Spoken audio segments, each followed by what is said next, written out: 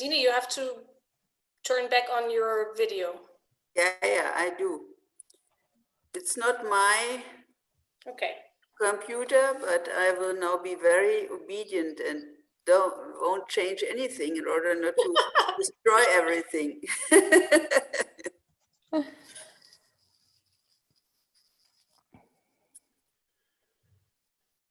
But in order to see what happens in the chat, but that is, yeah, here. Oh, now we have 30 participants. Yes. Hello already to everybody who's joining. Welcome to our panel, Which Way Forward in Europe, EU Funding for a Solidary Migration Policy. I will repeat the title because I think many people more will join in a few seconds. So I suggest that we wait for 1 or 2 more minutes before we start, but I'm very happy that you have all been participating so far in our panel, which will start, as I said, in a few minutes.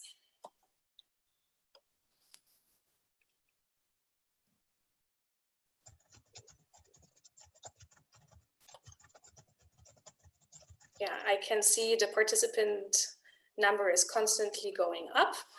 That's nice. Many more than last time, is that right? Yeah, many more have registered. Last time when we met, I mean, yeah.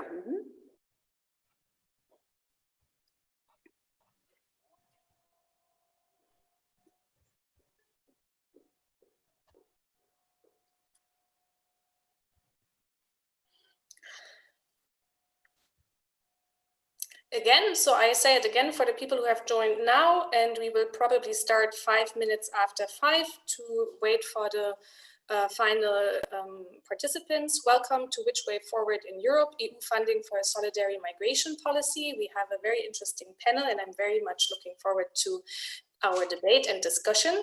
And we are very happy that we have such a European transnational audience. This event will also be live streamed via Facebook, and there will also be a recording of it that we will upload to YouTube and probably also to our website. I have to check actually with Marta and Alena on this. Yes, and maybe just for the ones that are joining us via Zoom that have registered, you have all been muted and your video turned off. So we are in a webinar mode. But please feel free to post your questions within the chat or the F&A. So the questions and answer chat. And we will try to address your questions during the question and answer session, which will be at the end of the debate for probably half an hour. But please feel free to also post your questions during our debate. So we will have 2 rounds of questions with the panelists. And during this time, you can also post your questions on the chat.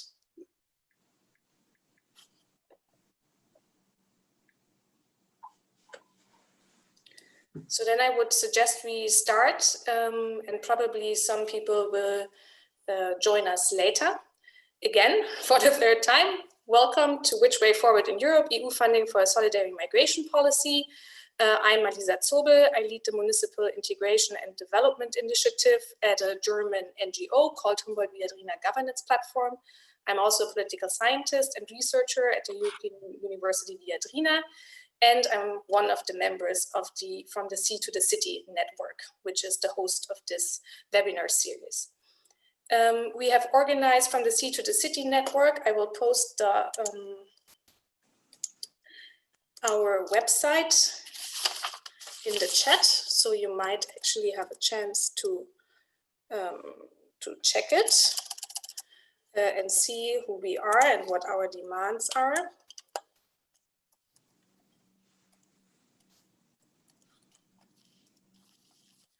And this is the second of 4 upcoming round talks. The first one was actually on how to build a strong alliance between cities and civil society. And we will try to have the conclusions of all 4 panel series in a small report. And this today's session is focused on EU funding and why it's important. We have all probably heard of the proposed new migration pact that was proposed by the Commission last week. But today we will focus really on the question of EU funding and cities as the actors within the European Union multilateral system have have proposed for a long time that they want to have a stronger say in the management of EU funds, and also in different regards, cities have been on the forefront of upholding European fundamental values, be it in the regard to the search and rescue of refugees, where cities like the Safe Harbor Network in Germany, but also cities like other ones across the European Union, Eurocities has also made such a demand that they will take in refugees from the refugee camps, different cities, and there's an initiative of the Visegrad mayors that have lobbied for direct EU funding with regard to climate change. So cities have generally stated that they are willing to uphold fundamental European values, but that they of course also need the resources to do so.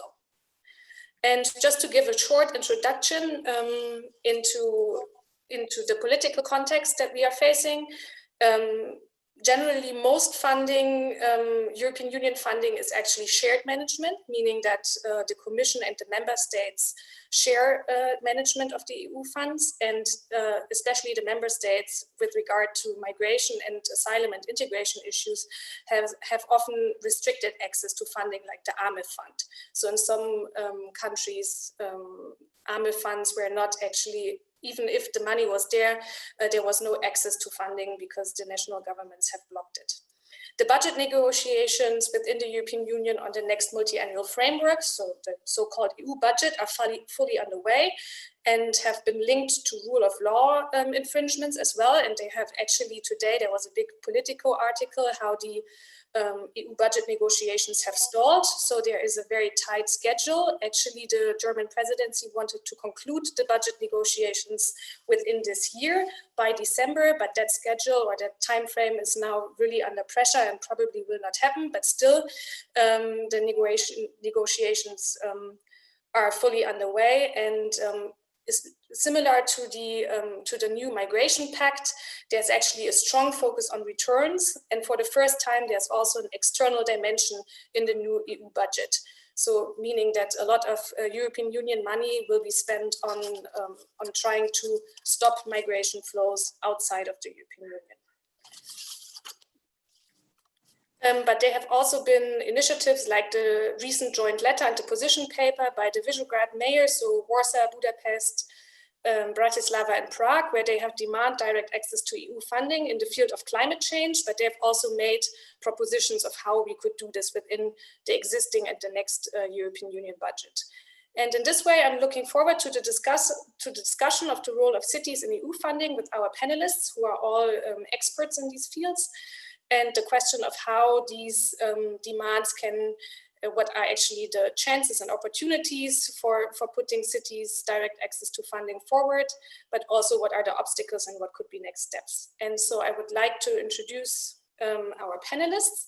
So on my left-hand side, but I don't know on which side of your screen, is Rossella Nicoletti. She's an experienced project manager with a demonstrated history of working in EU social affairs and with a sound knowledge of European legal and policy framework in the areas of migration and integration at Eurocities. And she currently works as a project coordinator at Eurocities and manages the project Values, volunteering activities to leverage urban and European social inclusion of migrants, which is also co-funded by the AMIF, the so-called Asylum, Migration and Integration Fund. And she will also give us share her insights into her work and these funding instruments.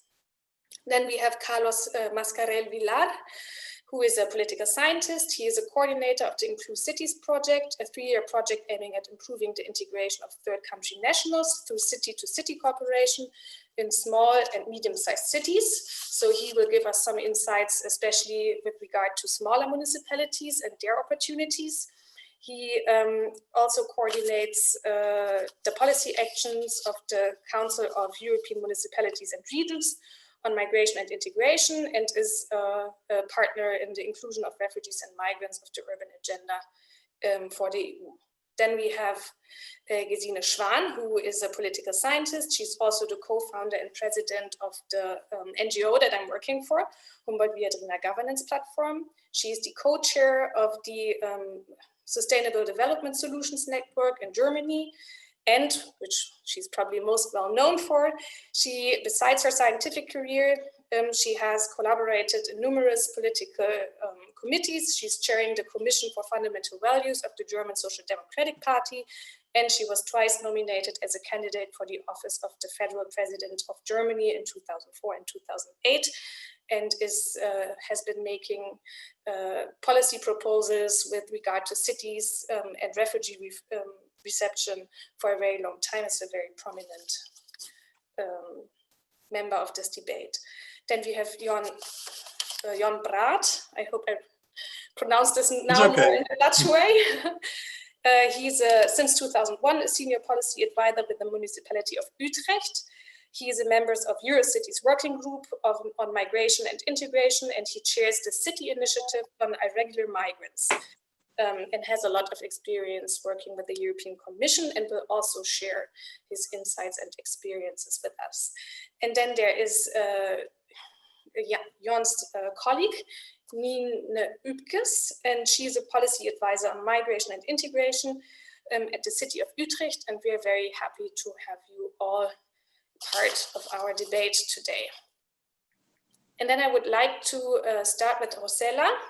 And Rossella, maybe you can give us a first insight into Eurocities and what Eurocities is, and actually the demand for a stronger role of cities in the management of EU funds, where this is coming from your perspective, where we are standing with this demand right now, and what are maybe main obstacles for cities to have a direct involvement in the management of EU funding. Thank you. Thank you, Malisa. Thank you for inviting me to this virtual panel today to discuss a very interesting, important topic. And as you said, I work for Eurocities, so it might be good to just provide a short introduction of what we are and who we are. Eurocities is the network of major cities in Europe, and we work together with local authorities on a number of different challenges and topics from climate change to mobility to digitalization of services. Of course, one of the big topics we work on with our cities, with our members, is the integration of migrants and refugees. And within Eurocities, as it was mentioned before, our members are gathered in a working group. And the working group on migration and integration works on a number of different topics in the field of migration and integration. And they share knowledge, experience, and they also participate in a number of projects that we as Eurocities coordinate. They are funded by a number of different funds, European funds, not only the AMIF, but also funds of DG Employment, for example. The Easy Grants is also another fund that we use to support our mutual learning activities, peer reviews. At the moment, I am managing the project Values. As you said, we have 16 cities that are working to see how volunteering organization and civil society can better cooperate with the local authorities to foster integration of migrants and to further develop integration strategies at local level. Eurocities, in addition to a number of activities and working groups and projects that we have been saying for many years now that we do believe cities have a strong say on building a more equal and inclusive society, and they can contribute to shape migration policies that is based on solidarity and human rights. Because of course, integration happens at local level. Cities, as we know, are the main arrival point of asylum seekers, And once they arrive in Europe, most of them, they stay in cities where they are waiting for their decision on their asylum claims, for example. And of course, while they are in a city, a number of services need to be, are to be provided to them, from housing to health, of course, education and employment. And it is now, I think, well demonstrated that cities, being the closest level of government to the citizens, is also the best place to identify and assess the needs in the field of migration and integration, and to support actions in this field. And we have seen it for a number of years, but I have to say that also the current pandemic and the current situation has shown even more that cities can quickly react.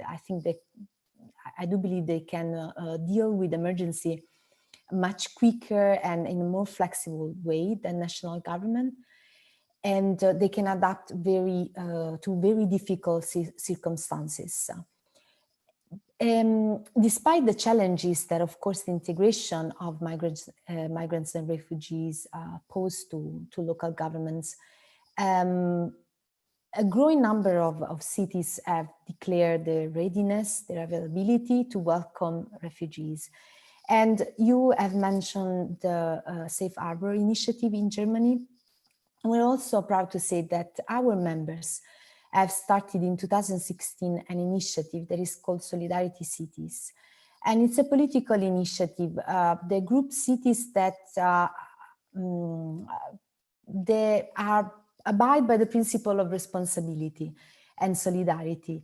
And in 2020, in March actually, 2020 this year, in the midst of the pandemic, the Solidarity Cities initiative promoted by Eurocities and started by the cities of Athens, they called on the EU and member states to relocate unaccompanied migrants, unaccompanied refugee children that are currently in the Greek islands, and to relocate them in cities that are ready to welcome them and offer them a new home.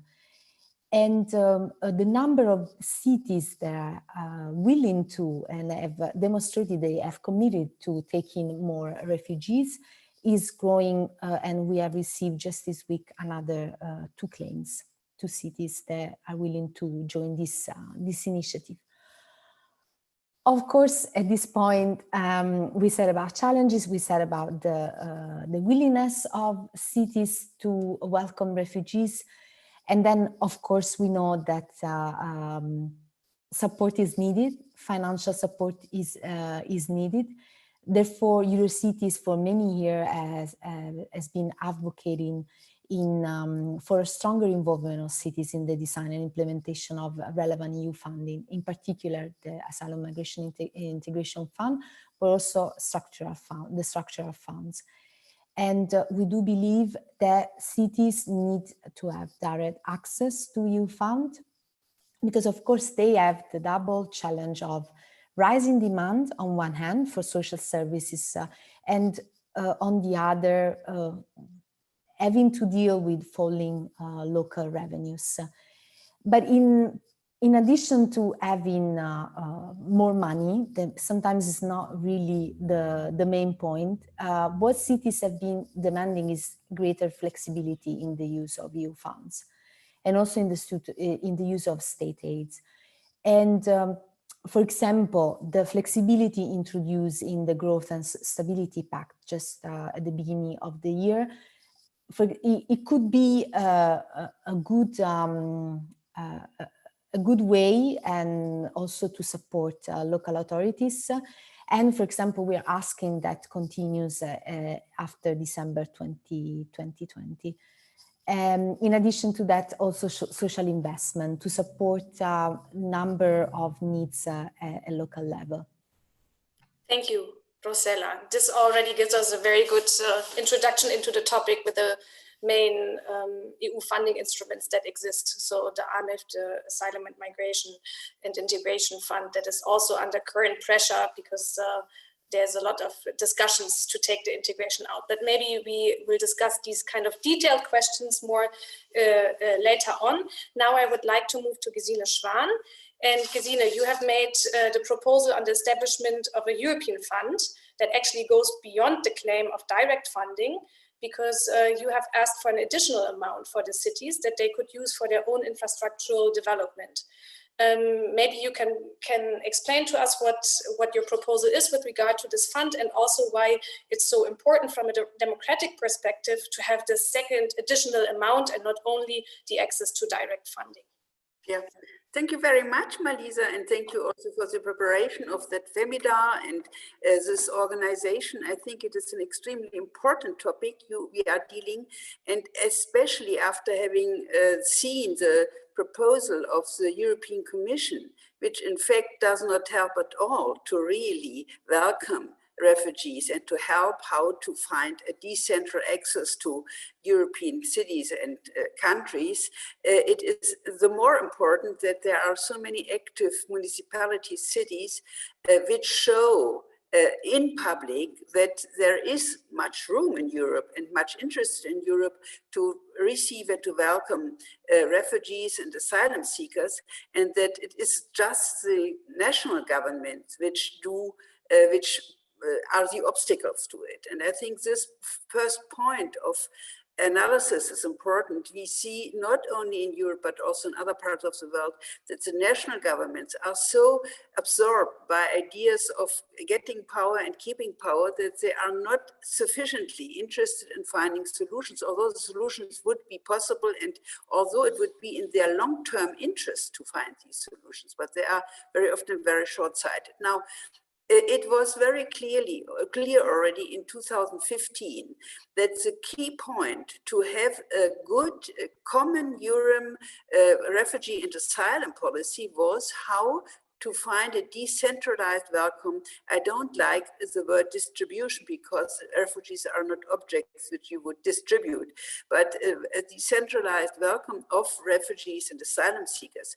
And it was also rather clear that the national governments would not be very helpful in that. The second point was also that it would be a point of strengthening voluntary welcome of refugees, but also a point of justice, that those municipalities which would be ready to receive and to welcome refugees would not only get help for the extra costs of integration, etc., but that they could also, for those in their municipality who would need housing, etc., have the same amount of money in order to help those who are citizens of the city. And that is why I mentioned sometimes an experience I had in Athens where the mayor or vice mayor of Utrecht said exactly that for arguing with poor people in Utrecht who didn't find housing for a long while, that they suddenly would build housing for refugees, it would be much more helpful to have also money for these poor people in Utrecht and in other countries. Also, I had that proposal by a very famous European politician, Maria João Rodrigues from Lisbon, who also proposed that one should have, so to say, two parts.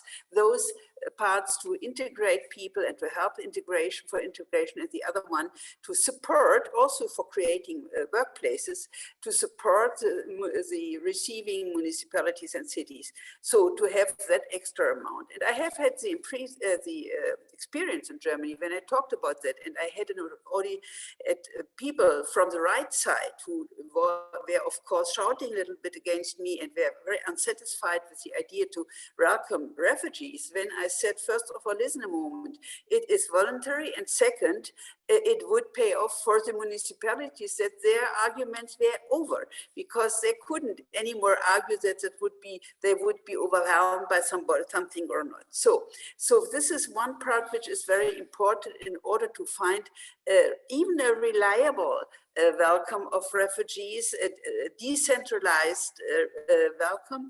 And this is maybe paradox, but it's not only for that situation the case. You can find reliability only if it is a voluntary acceptance. That is very strange. Very often ministers of the interior think that reliability would be connected to mandatory institutions, but that is not the case. In that case, it would be the combination of voluntary acceptance and incentives, so that the interests also in the municipalities would be woken up and that the people would be interested to receive them. The third point I would like to mention is that I think with the money not only for refugees to be welcomed, but also now with all this recovery money we will need in context of COVID and the consequence of COVID, it would be very important and a big chance to institutionalize the participation on the level on the municipalities, so that the acceptance and the invitation and the welcome of refugees would be really accepted by a broad basis of citizens of the municipalities, and not just with the decision of the mayor or some people from the administration.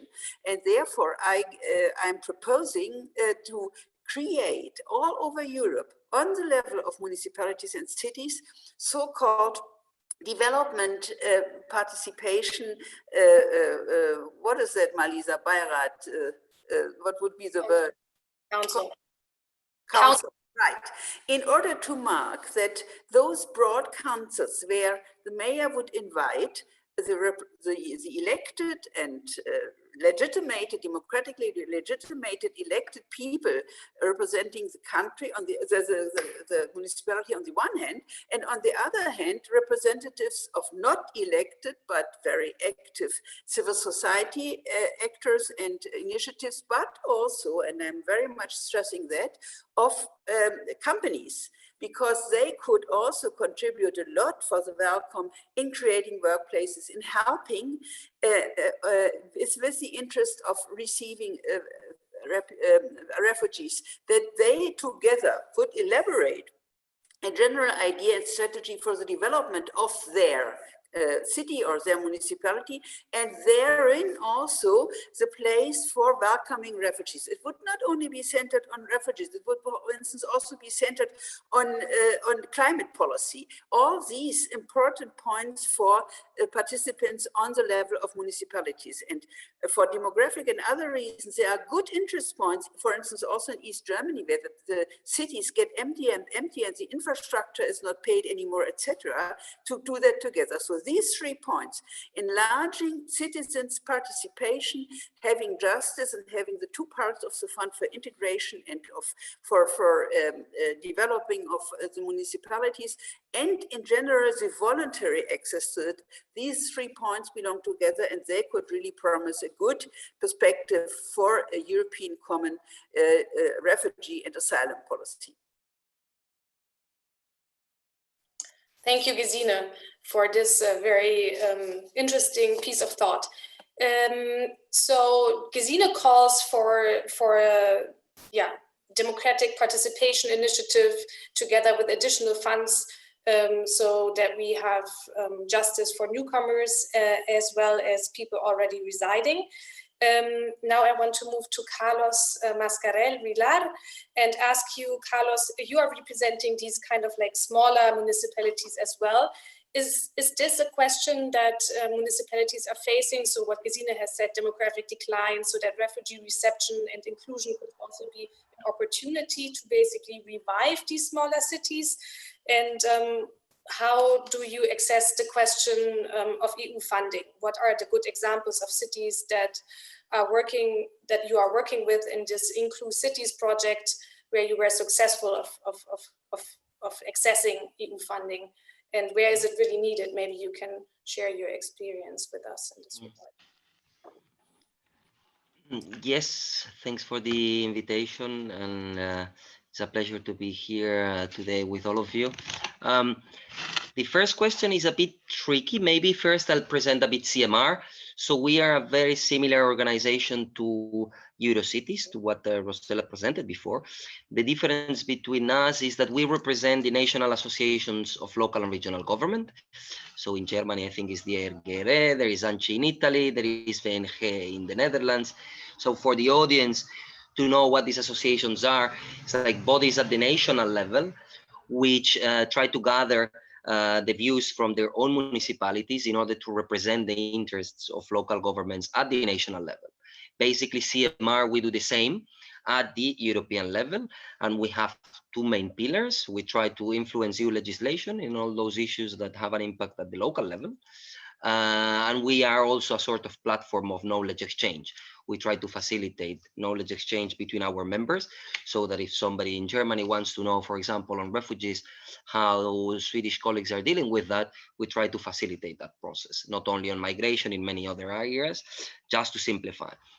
And then projects, and the project that I am coordinating, they have the objective to get some funding in order first to provide some solutions and exchanges of good practices on what works at the local level between cities, small and middle-sized cities, and at the same time try to see what works and bring it to the European level in order to assess how EU legislation and what the EU could do in order to strengthen things that are working and things that are not working.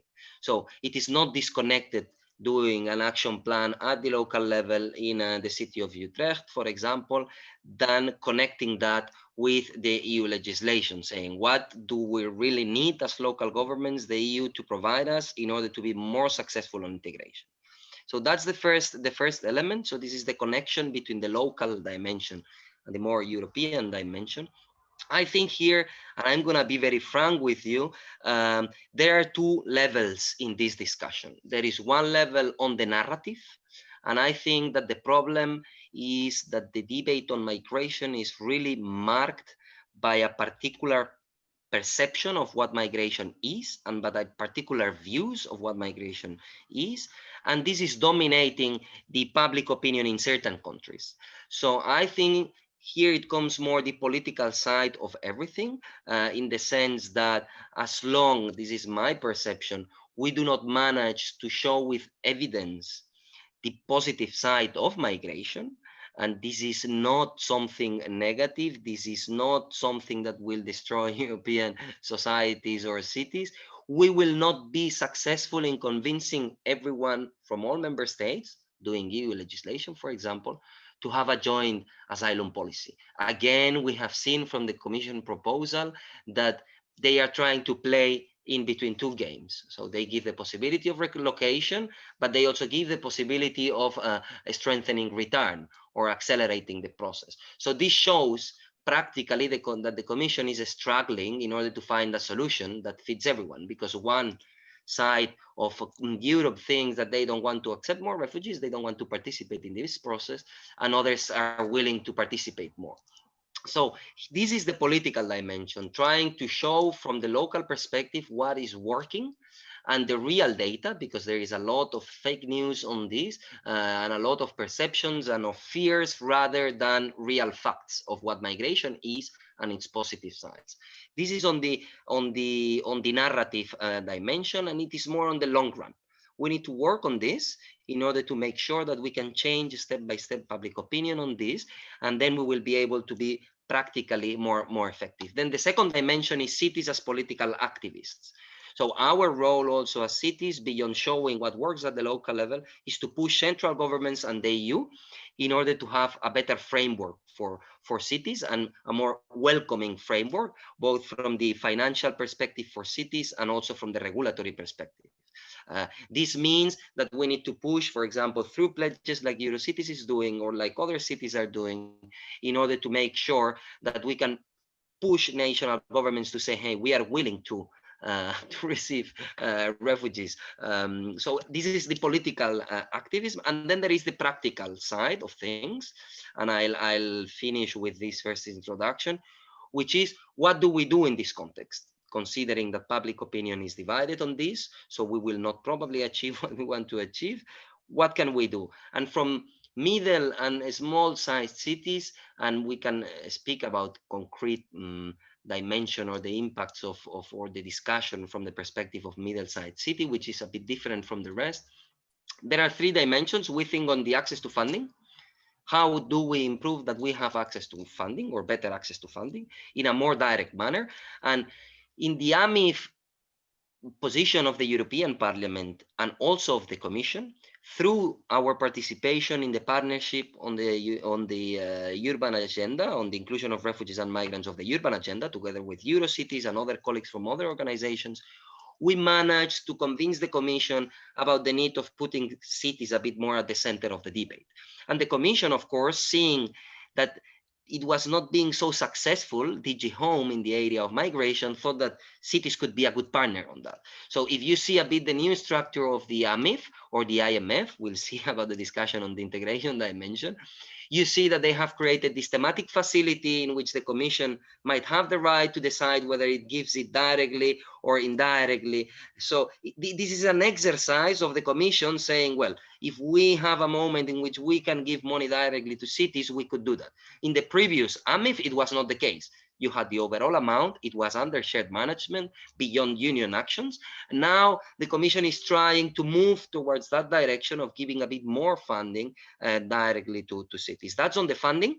We can discuss later a bit more about the details. Then the knowledge exchange.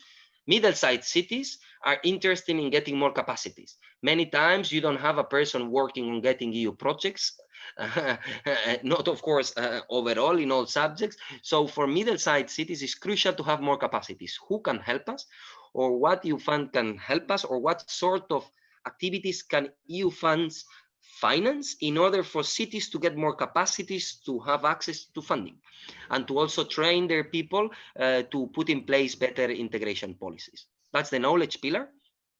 And finally, there is the better regulation.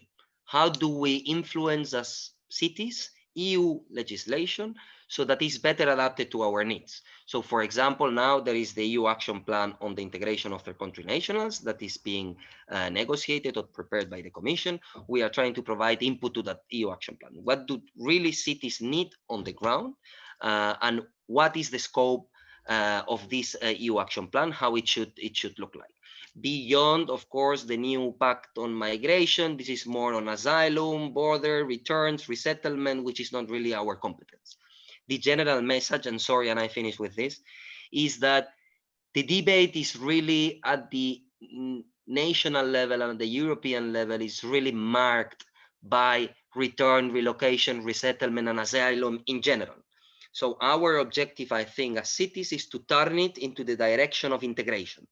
If you see the new proposal of the Commission, there are very few elements on integration. So we think that we need to move and to push really the Commission and member states to do a bigger effort on integration, which is at the end what cities need and what we confront in the everyday life. Is not about relocation, is you have a refugee in the street that just arrived and has no place to sleep. As a mayor, even if you disagree with the fact of that person being there, you need to deal with that. And this is a very important issue. Also, strategically speaking, on how to sell it to certain public opinion. It's not that I want to agree with you, is that even if we disagree, if we do not manage this thing that you disagree with, it will be even worse. So I think there we enter into the tactics, but I think that's a bit the first introduction to the topic. Thank you, Carlos. Yeah, we will, I mean, these issues we will definitely take up in the debate and also in the Q&A session. We have also gotten some questions specifically to you on this link between narrative, public opinion, city strategic options, which I will post later. But first, we want to hear from the City of Utrecht and especially from Jan and Niene. So maybe you can share your experiences and maybe you can actually explain, because Utrecht participated in one of the direct funding schemes, so meaning where the European Commission gave money directly to the city for a refugee migrant integration project. And maybe you can explain to us what you have been doing in this regard. Thank you. And then we Okay. will go to the more general debate. Thanks. Yes, okay.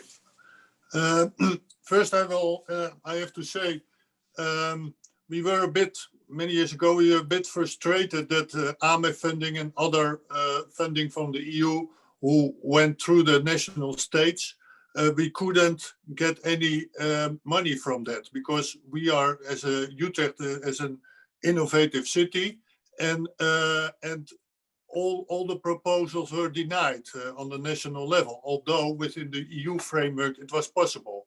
So we, together with all kinds of cities within Eurocities, we lobbied a lot to, as Eurocities to get direct funding.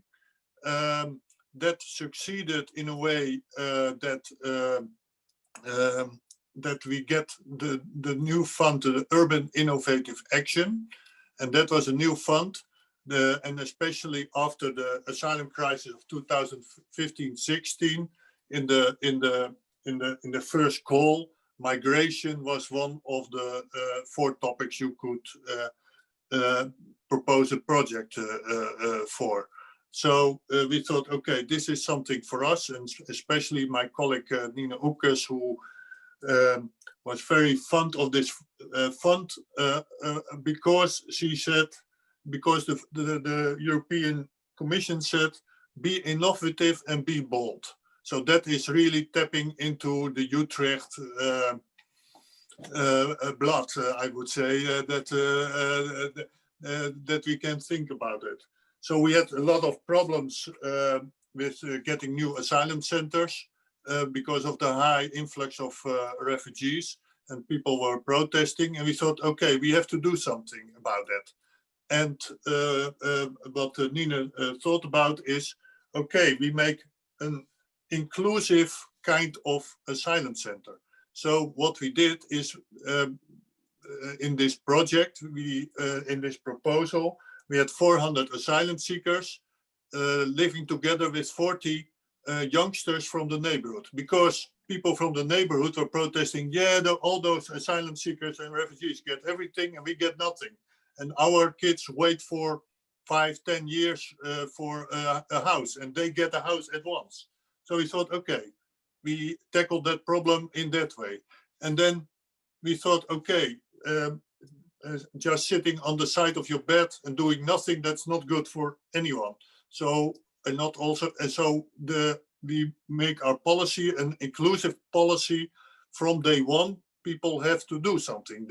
So the question we pop to every asylum seeker is, this is a new kind of asylum center. This is not if you're going to do something, but what are you going to do? So we give all kinds of courses like English, like entrepreneurship, like ICT, Welcome in Utrecht, our organization, at all kinds of voluntary activities, cultural activities, together singing, Dutch, whatever.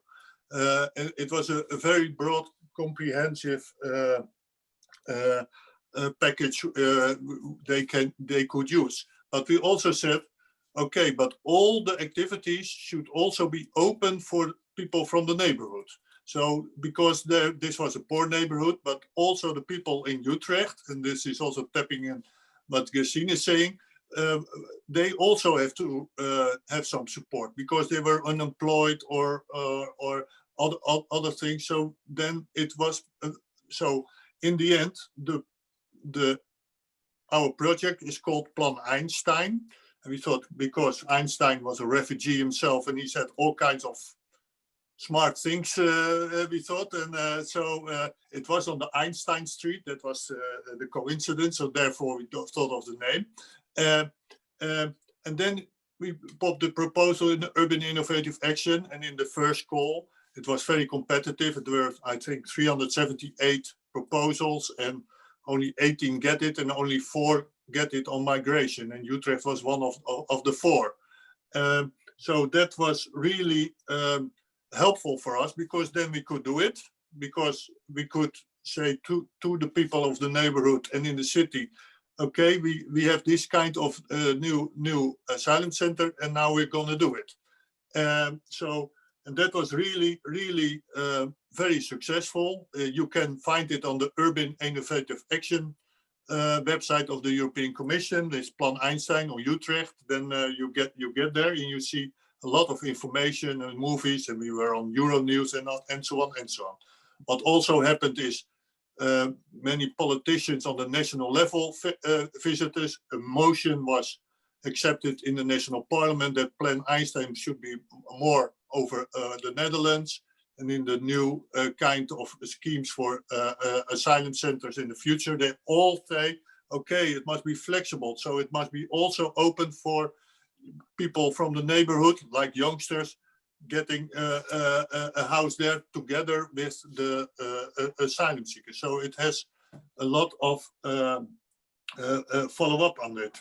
And so after the project of the European funding stopped, we as Utrecht make it our own Utrecht policy. So for the next 5 years, we will do that and try to be innovative with all our partners, like the university, like Social Impact Factory, like Refugee Council, and all kinds of NGOs to make it more innovative.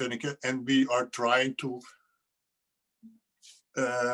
give advice to cities in the Netherlands or also in Europe, what kind of things you can do with this Plan Einstein concept. So, and that also gave us a powerful counter narrative that it is possible, that it is a positive something to have an asylum center in your city or even in your neighborhood. And that is also the Plan Einstein in our new policy paper on future asylum center. Plan Einstein is the central concept. And this was not possible if we didn't have direct funding, because then we proved that it was possible and that it could be a success. And then we could say to the national government, come on, change your policy on this matter, and think with us about it. So, for example, next week we have an appointment with the city of Amersfoort to have a Plan Einstein 3.0 in also that city. So I think this can be possible, but it needs, what has to be recognized is that this direct funding, and Carlos was also saying about AMIF, should be everywhere in all kinds of AMIF or ESF or other structural funds, because integration, like Gesine said, is at the local level. So we have to do that. And if we align cities and NGOs on local, national, international level, then it is possible. Maybe Niene has something to add. So much agreement on the panel. That's not good for the debate. Yeah, sorry. And elaborate. We can always find new things. No, I'm sure. Thank you. But I don't know, Niene, do you want to add something to what Jon said? Well, I'd like to add that the principle of Plan Einstein is not throw in a couple of courses. And that's in the principle of Plan Einstein was look into your neighborhood, look into the context. What are their dire needs? What is something they've been wanting all these years and never got? And then all of a sudden, this group of asylum seekers come, whom they expect to be rapists, etc., etc., etc. And then all of a sudden, this dream they always wanted comes true. Thanks to these asylum seekers, and everything we do at Plan Einstein is at an equal level. So if we offer courses in English, it's the same for an asylum seeker as for someone from a neighborhood. So they are joining, they are doing the things together. And that is the principle of Plan Einstein. We are now in a new neighborhood who have new needs. So the concept develops into a new organic thing. And what I think is also very important, that I found that at the municipal level, we understand each other perfectly well all over Europe. Despite national politics that may be widely divergent, at the municipal level, we usually understand one another. And what also is interesting, I don't know about democracy in all countries, but with us, the political relationship at the national level is not at all the same as it is at the local level. At the local level, we are social green. At the national level, we are liberal right. So we, as a matter of fact, are always in some way disagreeing. And I think that's the beauty of democracy, that this is possible. National government makes policy for, let's say, 30,000 asylum seekers. We do for 400. And that's a different perspective. And with a different political color, we get something broad. And I think that's the beauty of getting municipal funding, that we can fine-tune the national policy and kind of democratically oppose it. Okay, that's what I wanted to add. Thank you, Niene. Gesine, you also wanted to add something. Yeah, I mean, I'm very impressed and I find that wonderful. And already to have the imagination of such a positive new experience of so is wonderful. I would like to ask you, did you have any empirical findings about the reaction of the right, political right? Because the national governments all the time are warning us and say, yeah, if you get more migrants or refugees into your town, then the political right will get stronger and stronger and stronger, and more violence will come across, etc. Did empirically the political right, because probably you will also have right-wing citizens in Utrecht, I suppose, did they react? Were they frustrated because they couldn't do anything, because there were no collisions, no conflicts, etc., and some things worked? Did they draw any consequences? Did other people, or also even the national level, draw any consequences? Yeah, well, actually, the neighborhood rioted when the asylum shelter was coming. They threatened to put it on fire, etc., etc., etc. And one of the ideas was, if their own youngsters were living there, they would be less likely to put the place afire. And once they discovered that it was actually a nice place, they started to communicate with the asylum seekers, and they found it's just ordinary people. They are not that much different from us. And that helped at the neighborhood level and at the local political level. There was also this security and a public order argument that right-wing politicians were very concerned about. And by promising that we thought we could keep incidents low, so everybody was watching the project when it started. When is there going to be a fire? When is there going to be a rape? When is there going to be anything? And actually, there was nothing. This asylum seeker center was last on the list with incidents within asylum centers in the Netherlands. And I think 98 of our incidents consisted of smoking in the room, which was really criminal. And actually, the local police came sauntering by, talking a bit. It was really all very easygoing, but we also made the asylum seekers responsible for this peaceful thing. We explained to them what we are doing. And I explained to them that people thought there were 400 rapists coming over. And they said, hey, me, a rapist? No. I said, well, those people think you are, so we have to do something. It was a dark place when we started, in a dark suburb. And so for the first couple of weeks, I kept on saying, there shall be light, there shall be light. This place should be showing light everywhere. So people who pass it by night are not afraid, like, ooh, where's the rapist, where's the rapist? But so it was light, it was open, it was urban. We got in the young hipsters from town who managed to make an attractive a restaurant out of nothing. It's And we said, we need you. You are able to create a buzz. So that's what we did. No, I don't want to interrupt you because it's a very interesting and uplifting story. One sentence. Yeah. It was supported almost unanimously within the local council. There's only one seat of the right-wing party of Wilders, but they oppose everything on. So it doesn't matter what they do. But even they were a bit not so really against it because they had no argument on this. That's often the case, and I think that's very interesting, and it's very important to showcase these things to basically change the narrative. And also your project shows very well that refugee reception is also an opportunity to make the city more inclusive for everyone. Which is probably the goal that we can all share.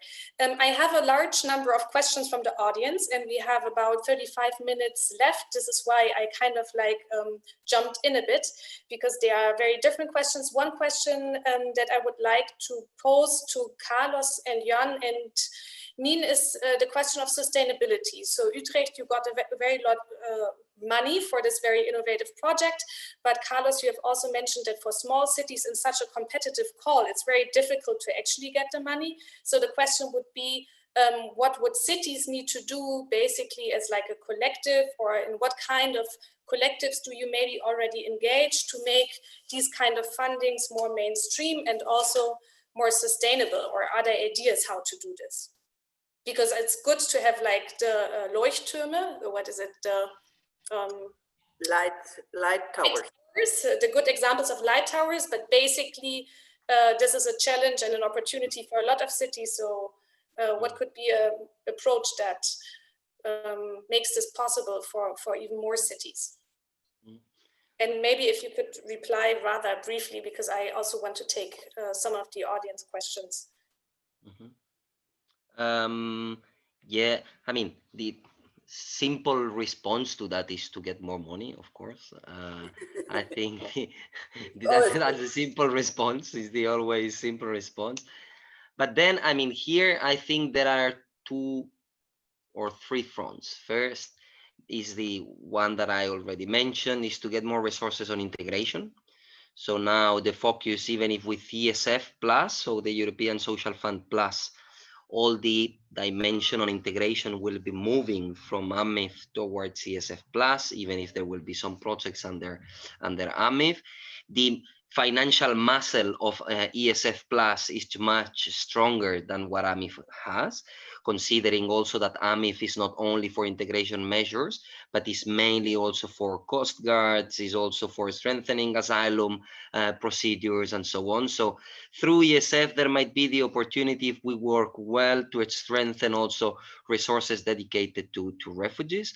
I think a good strategy there is also to stop the positive discrimination is good, but maybe a good strategy would be to group it also with people in risk of exclusion. We always speak about this, and this is a problem in many cities, also with the state aid rules. I mean, as long as you say, okay, positive discrimination, you are a refugee, this is your house, this is your neighborhood. So I think cities and national governments are having difficulties to create these mixed sort of neighborhoods. So I think that this enlarging the scope of positive discrimination to people in risk of exclusion, because the debate on migration is not so harsh because they are migrants, is because sometimes they have economic difficulties, and that poses a risk for hosting societies. So nobody questions about a Latin American coming to a university in Europe to do its PhD. So, and why it is that? They are also a migrant, but the difference is that they have money in their pockets. And this is something very important, because I think we mix the issue of migration also with the fact that these people is coming from abroad because they are looking for new opportunities, and the bad luck for them, between brackets, don't take me wrong, is that they have a different culture, probably different religion, and our societies are saying, well, we are scared of this. So just to respond on the direct funding, I think there is a very important issue, which is to make sure that local authorities and national associations of local and regional government are included in the preparation of national programs. So you have two sides. You have the shared management. So the Commission or the EU gives money, national packages to Spain, Germany, and Greece, and then they decide on how to spend this money.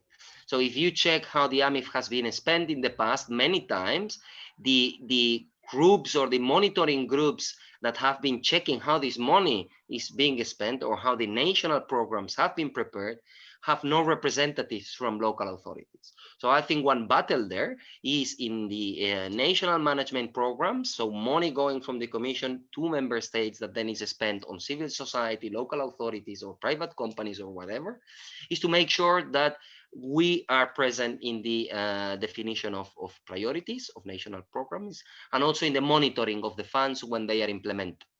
This is something that it's not very sexy because it's about implementation. It's a bit rough sometimes, but I think this is crucial. And member states many times say, well, we don't want this to happen because they want to keep a bit their own niche of power. You know, why should we have more stakeholders around the table deciding on what should I do with these resources?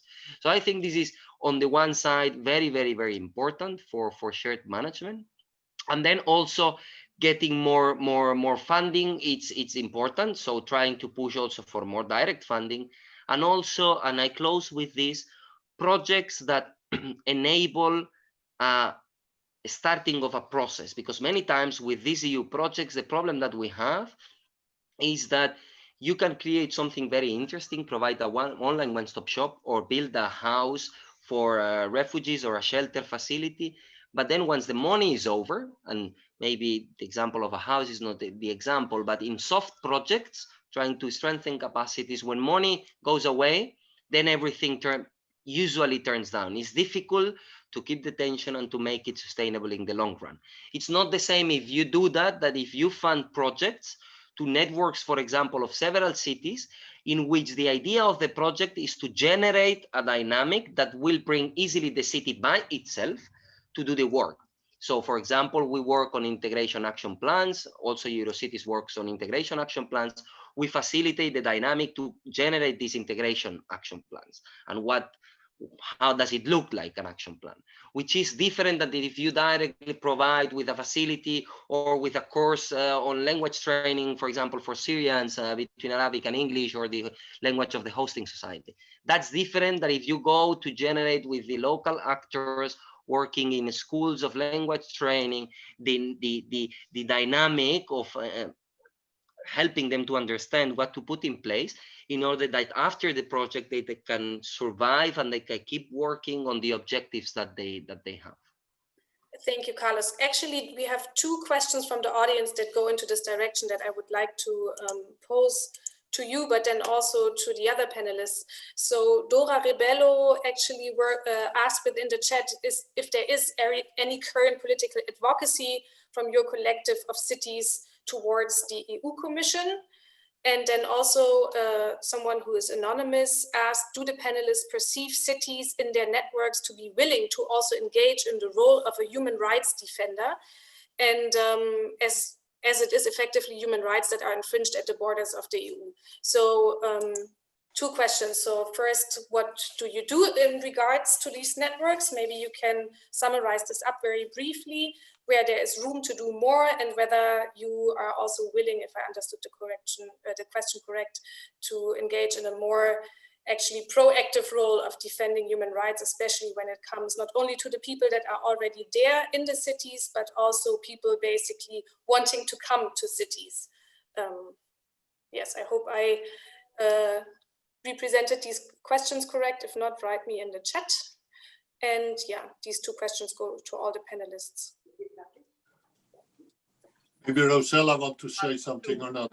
If I can say, I think cities want to be a human rights defender. I mean, even the Solidarity Cities initiative, it started not because there was a problem in the cities that needed to be faced, but because cities believe that there's a breach of human rights and the conditions in which refugees, asylum seekers are currently living in some of the Greek islands are not in line with human rights, are a breach. And of course, being a European society that values democracy and respect for human dignity, the idea of starting such an initiative and putting on in the spotlight the situation and the fact that there was a solution, and the solution was there at the local level with the intention and readiness to welcome people. I think it starts indeed from that level, from a human rights perspective first. And then in relation to the other question, well, we are, of course, for example, the letter that I mentioned that was sent to the President of the European Commission, the President of the Council and the Parliament, it went to the European institutions. So indeed, there is current advocacy, and this continues now. I don't know if also the other panelists want to add anything. Yeah, I think both Jan and Niene, you wanted to add something, right? Yes. I want to say one thing, and then I'll put it on to Jan. We are actually a human rights city as Utrecht municipality, and a city for the children's right. And we set that in motion on purpose, I think some 10 years ago, because we realized that in order to guarantee a humanitarian asylum policy and reception, we really had to be a human rights city. So that's an answer to the anonymous person. My pleasure. And to elaborate on that, if you look at, for example, advocacy, now to say something about Moria and the problems on the Greek islands and the children over there, and together also with Eurocities, but also with cities in the Netherlands, but also German cities, even more powerful. We advocate that, okay, we can receive them, just bring them to us and we will integrate them. There is no problem. We didn't even ask for any money for that. So we can do that. And this is, there in Holland, there are 160 cities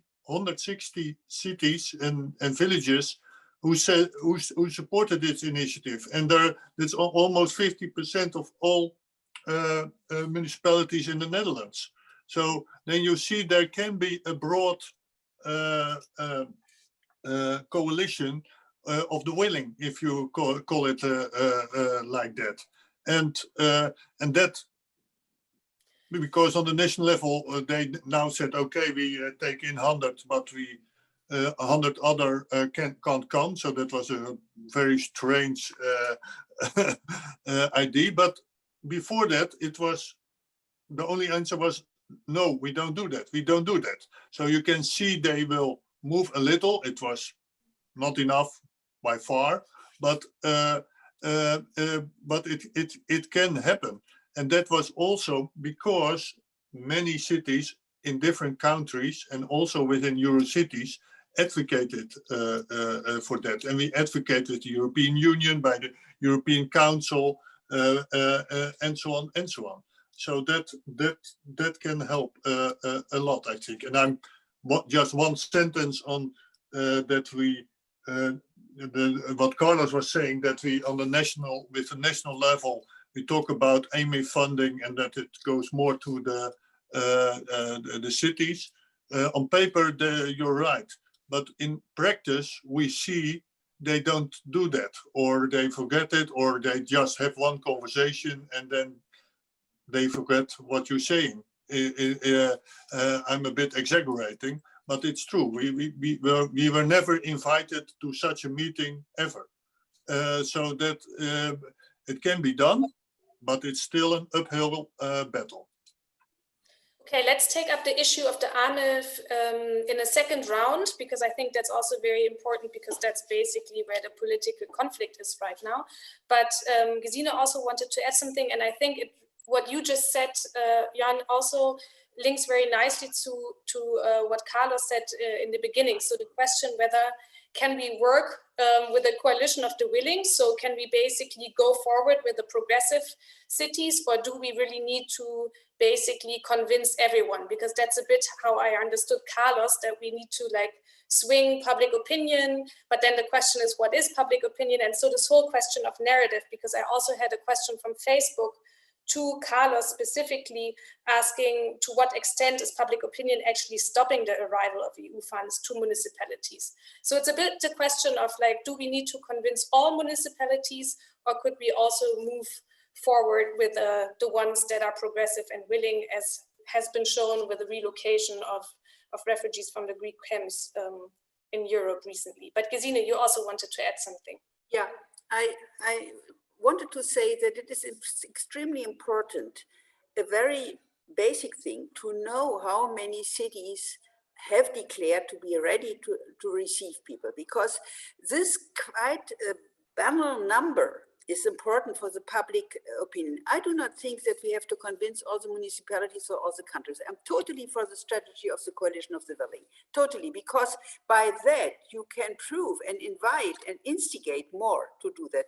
And for instance, for me, it was new that 160 Holland cities or cities of the Netherlands have declared to be ready to receive. I mean, this is extreme. And because I'm very often asked, you know, your idea, do you find enough cities and municipalities in Europe to do that? And of course, we know all the famous Spanish and Italian, etc., big cities who are have already declared to be ready to do that. But if we could simply, and maybe this is something for Eurocities, if we could simply collect all these figures to say, well, in the whole, if we extrapolate from the Netherlands, in the whole in Europe, for instance, we have, I don't know, 1,000 cities which are ready to do that. This will be an important and heavy argument, I'm quite sure, because more and more then people will find how idiotic it is to say, no, we can't receive them. And so the very practical thing is that we need, and Seebrugge has already said that they wanted to do that, we need a mapping of the cities, and we need a mere number of the cities who are ready to do that, so that the arguments of those who say, no, our poor citizens will completely be terrified, that is gone. This is important. Thank you, Gesine. Yes, it's true. The Seebrugge is doing a European mapping of cities, and maybe one of the outcomes of this panel can also be that we share the information on which cities are really willing to receive refugees. And I mean, this is actually the main goal of the From the Sea to the City network, that we want to showcase that there are enough cities within Europe that are standing up for human rights and that are still willing to have a welcoming approach to refugee reception and inclusion. So I have a few, if I want to give the opportunity to continue with this, but if no one of the other panelists want to say something, then I would continue. Okay, Carlos, yes, please. Yes, no, very, very briefly on this. Here, I think there is, the problem that we have is that there is a clash of legitimacies. So on the one side, if you check many progressive cities around Europe, especially big cities, they are quite progressive also in the Netherlands, trying to say, hey, we are really ready to welcome refugees. But then you have probably more in the outskirts of big cities, or what they call the abandoned Europe, which is not small. We also see it in Spain, for example. Those people who probably are not confronted with the issue of integrating refugees and migrants in their cities. If you see the situation also in Germany, many times it's been in the east where there is less migrants that are actually in big cities, right? So it is sometimes this clash between the legitimacy at the local level, what mayors want to do and their populations, and also how the national level is playing in between different sorts of public opinion to accommodate everyone in the debate. And this clash of legitimacies at the end has an impact on what member states are doing, because of course they do not respond only to cities, but also to those who are against. So I agree with Gesine here that we need to go for the coalition of the willing. That's for sure. And we need maybe also to move from this thinking that we only need to look for the EU to get some funding, in the sense that there might be other schemes out of the EU or other mechanisms or other instruments that could serve cities in order to generate funding. You can create sponsorships from citizens themselves. You can raise funds through other sorts of mechanisms, like, I don't know, civil society organizations, big civil society organizations in this case, because probably others do not have resources. Just the message is that maybe we need to see how we create this coalition of the willing beyond Europe, not waiting, okay, there is only AMIF and ESF plus. There are other instruments, there are other things that can be done in order to push this forward. Indeed, a very good point. Let's not forget also about the UN Global Refugee Sponsorship Initiative. That one is a global level, and we are in contact with them, and they are trying to advocate a model that is very successful, for example, in Canada, and they're looking into see if could be replicated in Europe. And indeed, this is an excellent idea too. Maybe we can also try to find alternative funding, indeed. But these are a bit a different issue, right? These are resettlement questions from actually third countries outside of the European Union, which are also a very important part, but they don't help to solve basically the relocation blockade that we are facing with a very inhumane reception conditions in some European Union member states. Gesine, you also wanted to add something, and then I would like to take... I don't think, Carlos, it is a question of legitimacy. Because this is also one of the reasons why I want a broad participation within the municipalities to integrate that into long-term strategies of development following the Sustainable Development Goal number 11. You know, this is my general, but in general, I also think that the EU funding is something in order to integrate European citizens into Europe, because I think the integration should not only go through the governments, the national governments, but through citizens, well organized through municipalities. This is for me very important, and funding for that is, of course, an integration instrument.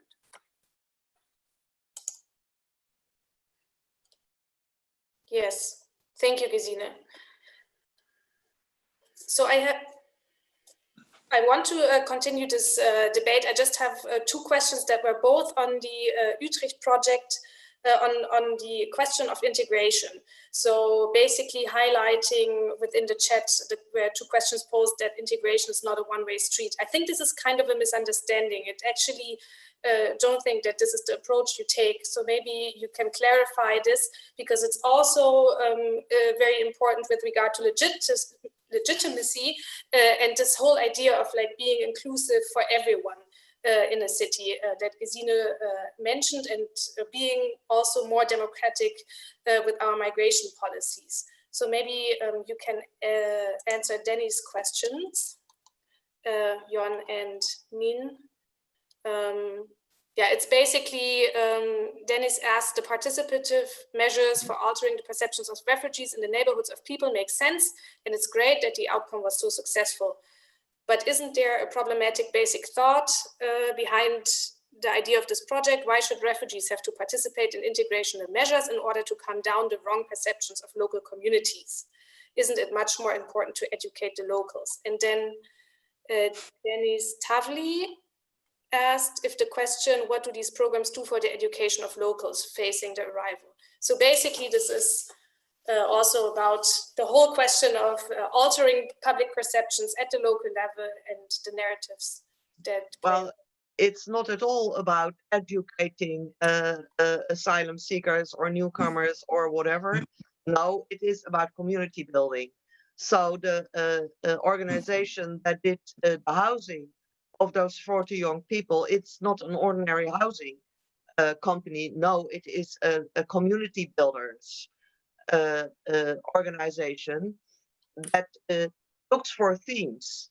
And so sometimes they live together with elderly, the other time they live together with people working in care or whatever. And this time they said, hey, nice, are we going to live together with newcomers to the city? And it's not about educating, and that is why it's so important to give this neighborhood something they want and create it together with these new people. These new people, they know they are not obliged to do anything, but we create a vibe, a buzz that just makes everybody want to do something. And it does not have to be something official. It may be something like gardening or learning to repair the tire of your bicycle. It doesn't matter, but this community thing is everywhere. And of course, there are people who do not like communities, and they are allowed to be a bit on their own. There is nothing pushy about it. I hope this answers the question just a bit. Thank you. Yes. Yeah, maybe add some. I mean, we were talking about that when the asylum center was coming, it was they wanted to put the place on fire. That was one guy. He was also on national television telling that. But after the center came, he thought, I'm a bit curious what is happening there. And then he got in contact. He did some activities with refugees. And then almost near the end of the project, there was a television program, and that followed him. And he was in contact with a woman and a child from Yemen who was in that center. And then he was saying, yeah, she's very okay with that. But if they want to expel them, no, she can hide in my house. She can hide in my house. And Taker, he was a grandfather with a wife and many children. So if lone gentlemen would offer that, we'd be maybe looking at it a bit different. Yeah, and because now it was really good and funny also to see, because it was a real Utrecht bold guy. And then at the end, there was an election of, we have that every year, Utrecht Person of the Year. And he was in the top 10 of Utrecht Person of the Year. Some policemen won it, fine. But because of his change of mind from putting the place on fire on just it's friends. You can be friends with newcomers in your city or in your neighborhood. Let's hope this happens to all the more skeptical people in the rest of Europe. I want to go back, because we are actually only having 7 minutes left, towards like next steps and what we could do. So we all know the AMIF is under pressure to take the integration out. We have the external dimension. We have a focus on return, but we don't want to be, or at least I was just speaking for myself, I don't want to be pessimistic. As you have mentioned yourself, there are at the local level impressive examples, but there are also lobbying successes that you have achieved. I mean, the Urban Innovative Action Program, the Commission is willing to take in the demands of cities at some regard. How could we do next steps in this regard? What is important? Where do you think are the pressure points? Where do we need to do more advocacy? Where could we work together? Or if you don't want to go that far, you could share your experiences of what kind of framing should we use when approaching the Commission, so that cities and civil society demands are taken more seriously.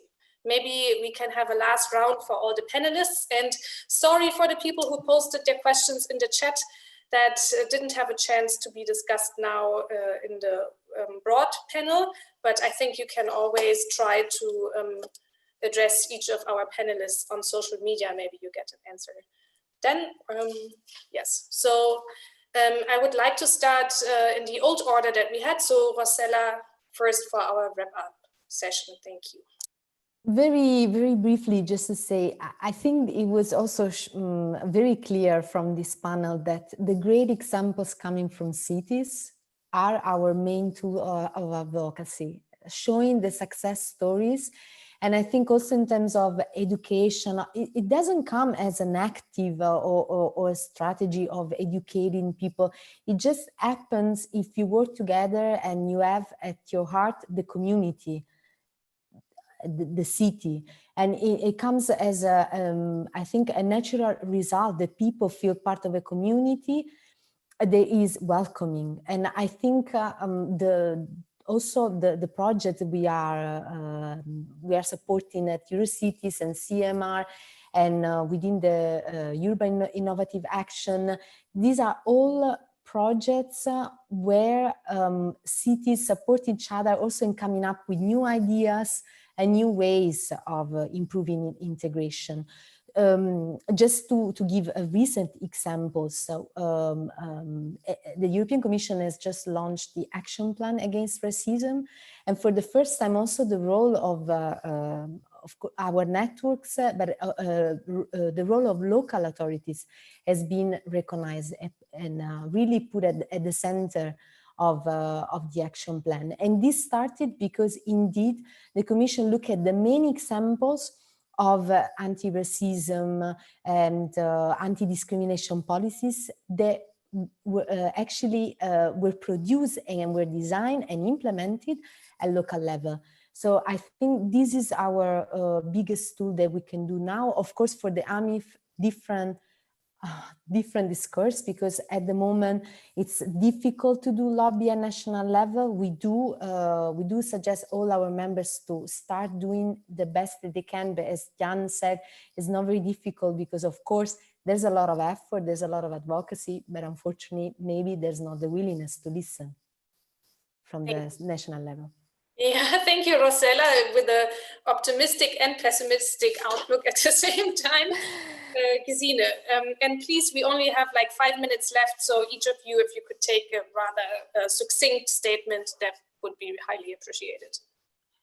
First of all, I think that you, Eurocities, etc., the cities should much more lobby and openly and publicly, because you have more power than we poor scholars. You know, we don't have any power behind us. We can just think and analyze, but you have the power of the city. Second, I think it is very important to show how many people are ready to do it. And third, to show the advantage for the cities. It's not just for moral reasons. It's also advantages, demographic advantages, but also wonderful experiences for people. And even to bring down violence and criminality, because this is the way how Jan showed it, how to bring down violence. These are the interests of municipalities. So go to the interests, go to the success, and go lobby and say in public how many people and cities are ready.